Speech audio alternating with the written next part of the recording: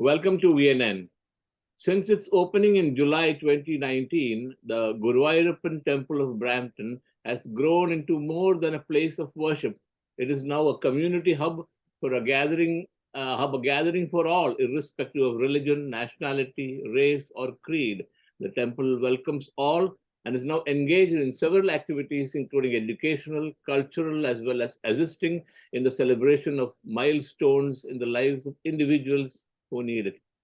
We have with us Dr. P.K. Kutty, President of the Board of the Guruvayurappan Temple of Brampton, who will tell us something about the temple and its activities. Welcome to VNN, Dr. Kutty. Thank you. Thank you, Bala. And all right. Yeah, first, tell us something about how the concept of the temple, was conceived and then brought into action for all these years. Okay. I would say this is all probably our destiny, I suppose, because I came to Canada in 1975 as a gastroenterologist and in need of further education and employment. And then I did my gastroenterology training. I had spent a teaching career, and in 1984, I decided to quit teaching and come to Cambridge, Ontario, for private practice. From then onward, this is 84, I've been in contact with many of the Malayalis in and around Toronto, because Toronto was the major hub for all of us. And then from 1995, 96 time onwards, we realized there's a significant number of Malayalis in Toronto of Hindu tradition followers, and there are many other religious people like Muslims and Christians, and Christians had several churches, and some Muslim fractions had their own mosques, and there were one or two temples built in the South Indian nature, fulfilling the needs of the Tamil community and all that. And then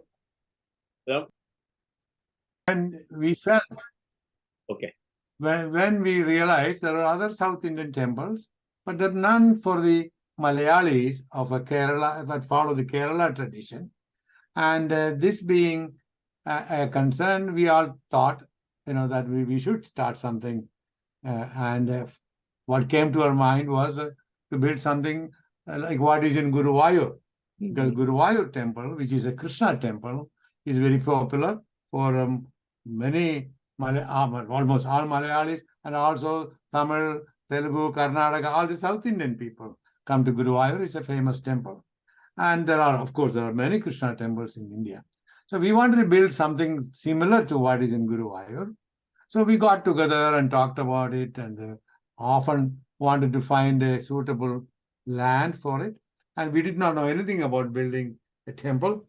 When we looked for it, and the lands were available, but not affordable when they were near the city or had the right zoning. And when they were affordable, they were far away, and they were not zoned for it. So eventually, we decided to buy a land, and in 1999 August, we got a parcel of land, 10.2 acres, which was zoned agricultural, but we got it for the asking price of 650,000. And then we thought how to finance it. So we formed a corporation called Guruvayur Corporation. There's nothing to do with the temple yet. So then we had shareholders, like-minded people, and we had 147 shares of $5,000 each, and we had 29 shareholders who all agreed to donate 2 acres of land free of cost for construction of the Krishna temple.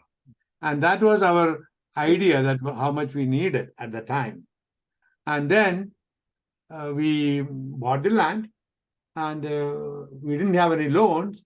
Everybody invested this 5,000 per share, and we had enough money to pay the loan, and then just enough to pay the taxes. And the taxes were very small, agricultural zoning. But this land was designated to be developed in future into residential and commercial, including in places of worship. So that was one thing which gave us hope that, but it was going to. We didn't realize at the time that it's going to take many years, because we had to go through all the processes that the city required. We had to wait for the agricultural zoning to be changed into the other. Plus, we had to do soil testing from this area to make sure that there is no Indian burial ground there, historically. And then we had all the chemical and water and all kinds of other testing done. So we passed all that over a period of time. And eventually, the city had the public hearing, and we had to prove to the public that we are not a cult with any ulterior motives, and we are a generation of pure people who want to have some religious. So we got the support from the city and all that. So while doing all these things, we were also finding out how we can build a temple, because there is a delay. And at that time, we went to the Guruvayurappan Temple in Kerala and asked some of those people, some of the leaders there, how to do that. And what is about this important about this Guruvayurappan Temple in Kerala is they have a chief priest elected every 6 months. Yeah. And that person does not have any authority. He just maintains during the 6 months, he is the chief priest, and there are many others. But he could not advise. So we had to ask some of the other people. Eventually, we were told that what is required for a construction of a temple, a Hindu temple, is to have a tantri. Tantri is a priest who is trained to be a priest and also educated in terms of all the shastras and building constructions and all. And he is the kind of an advisor and administrator, and not necessarily a pujari who does the worship. So we were recommended that there was one guy called Kariyannur Mana Divagaran Nambudiri, who had spent more than 3 years in the United States and had gone back to India with his family of wife and 2 children. So we approached him, and after some thought, he agreed that he'll come back, and he wanted to come with his family, and he didn't want to be separated from them. So we got a work permit for him, and he arrived here in July of 2006. At that time, we had a farmhouse in Caledon available to us, made free of cost to us to start a temple, but we didn't have a zoning to start a temple. So we could only have a place of worship in the puja room of the priest. So here, this farmhouse is converted into renovated into a residence, including a puja room and a small puja hall. So this is where we did what we call the Chara Pradishta. Chara Pradishta is, when you start what we call a temporary Pradishta. So this is a statue of Guruvayurappan Krishna was brought from India. This is made of Panjaloha, and our chief priest, the designated chief priest, brought it. And then we had the Chara Pradishta with observing all the formalities required by the temple construction Shastra of Kerala, also Agama Shastra, all this. So we had a small child cows brought there, and all the pujas were conducted. Then the agreement there was for the office bearers, which is the border directors, which they call, and the president of the border director is called a Yajamanan. Because back in India, temples are always built either by rulers, kings, maharajas, things like that, and they are usually the Yajamanans. And here, because we had a committee, and so we took a pledge that we will conduct at least one puja every day, and observing all the other rituals. So we started there, and while waiting, for submitting our application to the city, so there's a hearing from the city, public hearing about it, and all that, and all the soil testing and other things are going on. Meanwhile, many of the devotees who used to come there, they had to travel 30 kilometers away from north of Brampton, which they found inconvenient. So eventually the city of Brampton also knew our difficulties and the delay in getting this zone change. So they gave us permission to build a small temple using a commercial plaza. So we leased 2 units in a commercial plaza and moved this Chara Pradishta there, and we started doing this same thing. So we carried on, and while the land was being prepared, that again has to be done in a very religious and meticulous fashion. So first of all, we had a architect who is called Vastu expert, who came from India. He was also appointed as our advisor. He came and he looked at the agricultural land we had, and he determined where this temple should be located. He goes by the identifying the true east and making some measurements, and they have calculations and Vastu Shastra, according to Vastu Shastra, and he gave the expert opinion and determined where this Sanctum Sanctorum should be built. Then everything goes around this Sanctum Sanctorum, and at that time we plant, and then we have to prepare the land. So the first thing is a Bhu Parigraham. We have to ask the Mother Earth for the permission, and that includes not only the earth, the plant and the insects and all the living beings. We get it. That is the Hindu teaching. So we did that, and then we had Karishanam. Karishanam is preparing this land for agriculture. That has a validity of 3 years. But once you do that, we have the construction should be completed in 3 years. So we plow the land and sow the paddy and other navadhanyas, we call them. So we did that ceremoniously, and then we waited for them to sprout, and then all the plant and the yields have to be given back to the earth. Yeah, and the ceremony. That was Karishanam. And then we waited, and of course the building permit was still delayed. So we had to do Karishanam 3 times. So it took another 6 years, almost 9 years passed by the time we got our permit. And then we had to go with the quotations, and we had no money. And we were, and banks won't give us a mortgage, because in case we fail to return their money, then they have to take action, and they didn't want to be in the bad books of any community. If something like that happens, there will be honest. So we were then what we did, we went by microfinancing. So I put, myself, the board of directors, we all put money. We have been doing that even to maintain this official working of this corporation. And then we started putting money, and we made some suggestions. Say people could mortgage their houses, say for 100,000 or something, and then the temple will pay the mortgage fees. But then not many people came forward. So eventually I had to put myself as a large amount, and a few others did. And we also loaned money from others. So we raised $2.7 million like that from the devotees, saying that we will give them 1% above the bank prime rate in return if they wanted, and if they could afford, we will give them a charitable donation receipt. In addition to that amount we raised, we also approached a private lender, and we borrowed a 2.5 million from that. So this was all advised by Bank of Montreal, who they couldn't do it directly, but they helped us and guided us through this. So eventually we got that. We got the construction carried out in 2 stages to complete before we got the occupancy permit. And at that time, when we got the occupancy permit, we brought in 4 artisans from India with work permit. They came here and they stayed here for 2 years.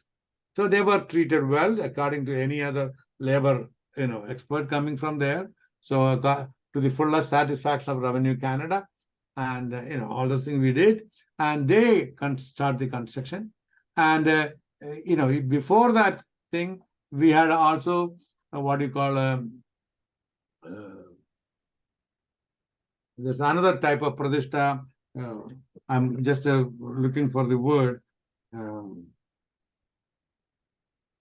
Shadadara pradishta. Yeah. That Shadadara pradishta is the one, not for the real pradishta, but we have to dig from ground up and at different levels. And so you build this area where this Sanctum Sanctorum will eventually come. And we have to give the statues or the deities made from India. They are brought here in meanwhile, and they have to be, the first one is the statue of Lord Krishna. So on top of the, it's called Adhara Chila, on top of the Shadadhara Pratishta, and that is where this statue is to be placed. So once you determine that, and all the construction goes around it, and the artisans from India, they built our Sanctum Sanctorum for Lord Guruvayurappan first, and then the idea was to have also deities like Ayyappa and Ganapati, as well as Devi. There are three other sub-deities. So we built Sanctum Sanctorums for them too, sir. So this construction went on, and meanwhile the whole building was built according to the city's building requirements and all the safety precautions, ventilation and fire, escape, all kinds of things according to the city's building construction. And then the Vastu Shastra and the Agama Shastra principles, we combined them. So, and that is how the construction proceeded. And once the construction was completed, we were, allowed to move into the full temple. Before that, we had to have these statues or deities carved in granite or stone in Kerala, again by proper artisans. And then all these statues were prepared, and we, myself, the chief priest and the temple manager, a few of us went there, and there is something called opening of the eye of the statue of Guruvayurappan, Lord Krishna. This was carried out in one of the temples, and then all these statues were stored under all these precautions and observing all the formalities in the Tantrapida Institute, and then they were airlifted, and when they arrived in Canada, they were brought to the temple ceremoniously and stored in the back until we are ready for the Pratishta. So once the construction of the Sri Kovils were made and we were ready for the Pratishta, then we had the Maha Pratishta, which took place in 2019. July. And that was a week-long ceremony starting from the 3rd of July to the 16th of July. So this is the 4th anniversary celebration now. Of that. See, so what happened is the Pratishta, the actual Pratishta took place on, we go by the Malayalam, thing it's called, it's a Midina Masam, I think. Midina Masam Utram now.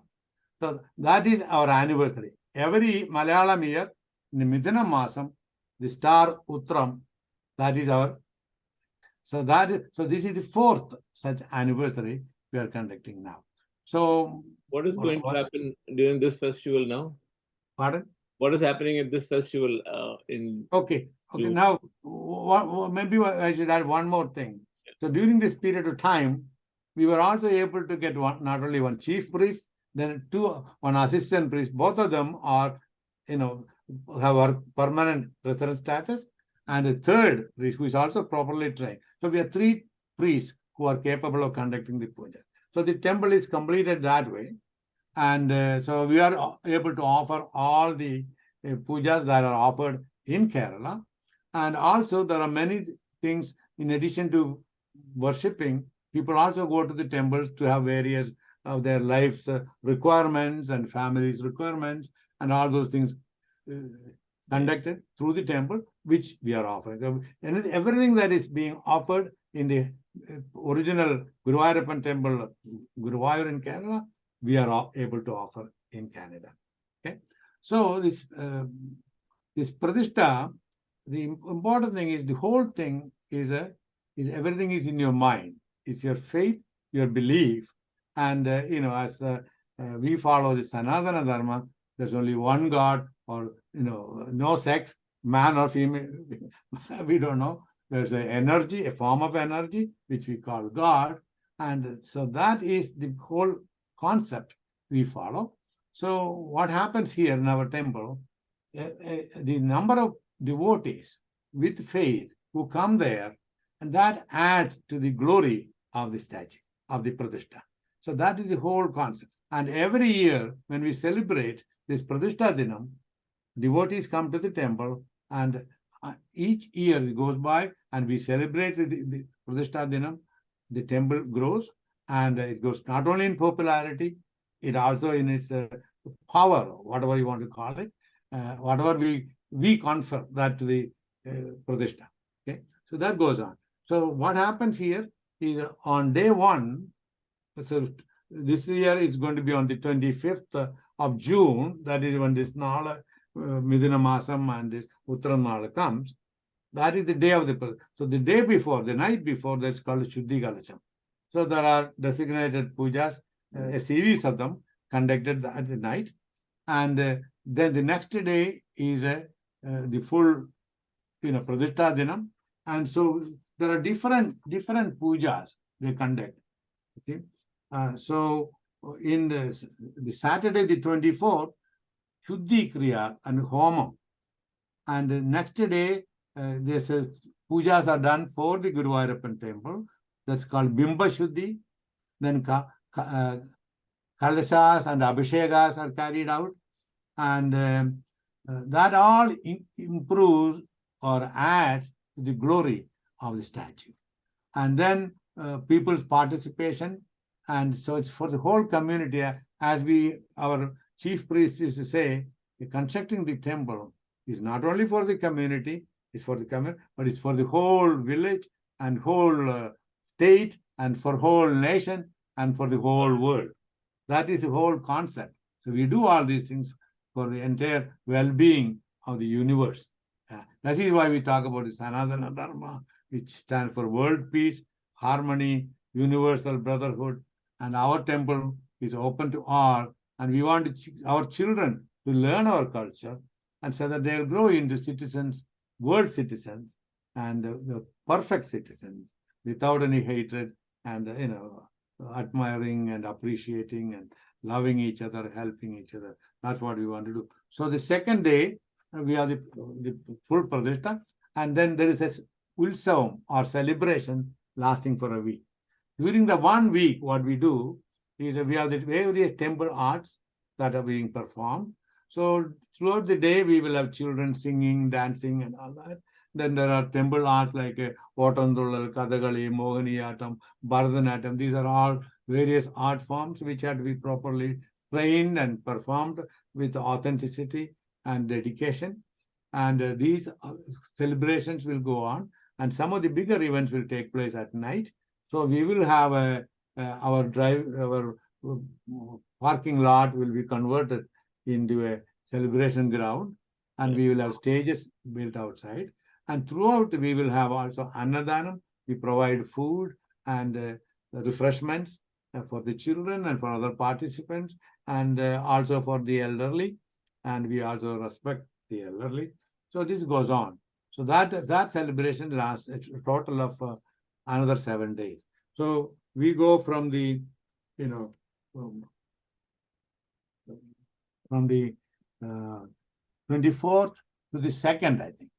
24th of June to the 2nd. So that's what's going to take place with this our Pradishta. And this is the 4th Pradishta Dinam. And we are completed 3 years. Well, there is an increasing number of devotees, and every year you see more and more people coming in. In spite of the pandemic we had, there's a slowdown. We found out, especially during the year, even with all the restrictions, we are following all the public health rules. We are large and lot of attendance, and we realize the crowd of Malayalis, Hindus, who are familiar with this type of activities and who use our temple has tripled in the last 3 years. So it's, I think 2,000 or 3,000 such families are there in the Toronto and its vicinity. And every Saturday and Sunday we get big crowds, and other days we have smaller crowds because of the people working and all that. And every day since this full Pradishta, we conduct 3 pujas or Trikala pujas. And I still continue to be the president of the board.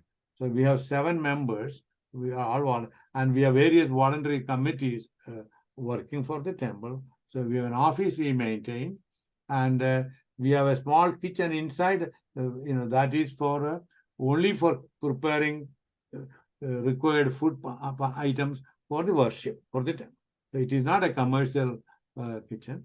So we have that, and then we have a performance stage inside, which is also for the temple arts, and which is nearly completed now with all the.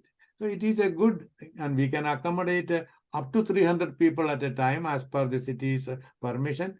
And this in front of the stage, we can easily seat 100, 120, 130 people. And we have, so any ceremony is taking place like weddings, arangetam, this is when children learn various dance form or other things, and they can do their arangetam, which is the final presentation, and that's when they, they get mature, that's when they get their so-called degree, or so that is a culmination of their training, and that. Then we also have a large number of people who are experts in percussion instruments, chenda, madalam, and since they have arrived here, we have a lot of South Indian children and others taking training. So we are also teaching them. Then we have many religious activities, including speeches, and we have experts and philosophers and accomplished teachers who have learned the Hindu mythology and our Vedas and all that. They talk to us, and sometimes we have it in person. And since the pandemic, we have learned how to operate with on Zoom. So we have got almost every day we have some, and the Facebook and all these things will help us to communicate. And we publish journals. Now we have as you very well know, you edit some of those things for us, and so we have publications again for the devotees to understand what Sanatana Dharma is, what goes on the temple. And our chief priest, who is also our Tantri, and he is the most learned and he is the most sought after priest in North America. And he is also the Tantri for a Guruvayurappan Temple in Dallas and Houston too. And he is most knowledgeable, and he is our guide and guru, and he leads us through the right path. And we don't get involved into any controversies. We love everyone. We welcome everyone. And the only thing we say is, remove your footwear when you enter the place of worship. So you leave your slippers or shoes outside and come in. And fully clothed the way you like, no problem, no restriction. And we don't allow service of food inside. That's all. What about fundraising? Maintenance is expensive, isn't it? It is. See, the thing is, for example, even though we have a charitable status, it's a full charitable status, we don't have to pay any city taxes. But starting from electricity, security, all the other maintenance, repairs, salaries, we do have the 3 priests, and also we have one office manager, the accounting part of it, and some of the other people who come and manage the office are part-time, and we have some students doing summer job. So we all got. Then of course the temple has to be clean, and the toilets and other. So all those recurring expenses, we have a 20,000 plus for those, and in the salaries and benefits for the staff. And then of course we have a mortgage. We still have a 2.3 or 2.4 million to the Bank of Montreal. Then the directors have at the insistence of the bank, the directors have put in $1 million their own money as a thing. Plus we have some of the other devotees loans to be paid back. We have paid back some, and we still have a good portion. So we may still have about $4 million of indebtedness, but at the same time, our property now is assessed to be in excess of 9 million, including the land, which has gone in price, and the building and all that. So we are doing okay. And so far, we have not defaulted in payments of anything. We have paid. And we have been, our devotees have been very generous, and they have given us, donations, and it's a charitable donation. And this continues. We have monthly pledges. People, every month, we have about 300 people now. Whatever they can, starting around $10 or $20, and there are people who give it's one individual giving $5,000 a month type of thing. Sorry, $500 a month every month type of thing. And there are many who give 100 or 200 like that. So we have monthly. So we are, at the moment we are getting just about 20,000 a month. We need at least 30,000. We are going to. Then we have medallions we have manufactured, and that is the Guruvayurappan. They are limited number, and there are a few of them still. So we give them for $1,000, and they get a charitable receipt for $750, and plus they get a pujas on their birthdays, their lifetime, and these are available. This is a good thing to be given as a gift on your birthday or your wedding anniversary. Then we celebrate the children's choruna, and there is most of the things you can do in a temple in Kerala, we are able to offer it here. And number one is the safety and satisfaction of our devotees, and we try to fulfill their needs as much as possible. There's always, it can be unexpected delays sometimes, and some of the things go by the number of priests required in the temple when you are doing certain pujas. So our priests also provide, they make home visits, and there are certain pujas and certain things that can be done in the individual homes, which provide that. Then we are also offering services free of cost, free services for the people, after death and burial and cremation. For that, our priests will go and help them do all the last rites and all that. Then there are other situations where individuals can go through hardship, some mental trauma, or so we are also, our priests are also able to help them, talking to them, counseling them, consoling them, and giving them the courage at the time. And even for the elderly and other people, our aim is we have got a youth wing called Yuvatma, and they are trained in many things, and eventually they will able to go make home visits to nursing homes or seniors residences, and also individuals who live alone and who require some help with the shopping or all other requirements. So we want to establish one-on-one relation with the elderly and other needy, and plus for the newcomers who need some support in this community, we just want to do that. Just like many other religious organizations do, we want to follow the right path and do the right thing for our community. And it's not restricted to our community. Anybody who approaches our temple, they are more than welcome to come, and everybody is welcome to come inside, pray, and whatever they want to pray, they can pray. And we love to see people come. We want to welcome them. And eventually we're also participating, collaborating with some food bank, so we collect food, and eventually we are hoping the city will give us a permission to build a small kitchen outside, so that we could have a soup kitchen or a food outlet where we can provide some food on a regular basis. Annadanam, which is a donating food, is a number one thing advised and advocated by the Hindu religion and the temples, many temples, and we want to do the same thing. So Annadanam is another thing.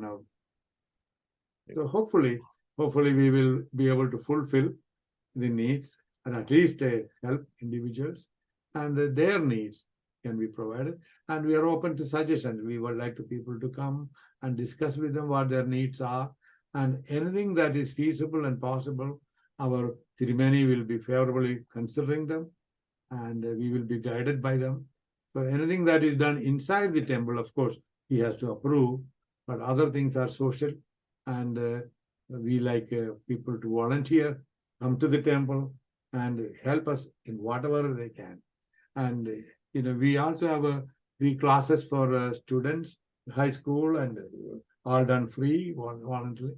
And then we have tax services provided. The individuals giving them income tax advisor, and we do have information meetings to disseminate knowledge. So, for example, when we had some fire, so we had a fire department come and talk to us about fire safety, and police coming and telling us about what we require, observe for personal safety. Community. And our temple also has the gate. It's a gated thing, and we have a security cameras and all that. And hopefully, so far we have been very, very fortunate, and we have never had any mishap. And I hope everything stays the same way. And I hope we will prove to be a help for the community at large. All right, Bala?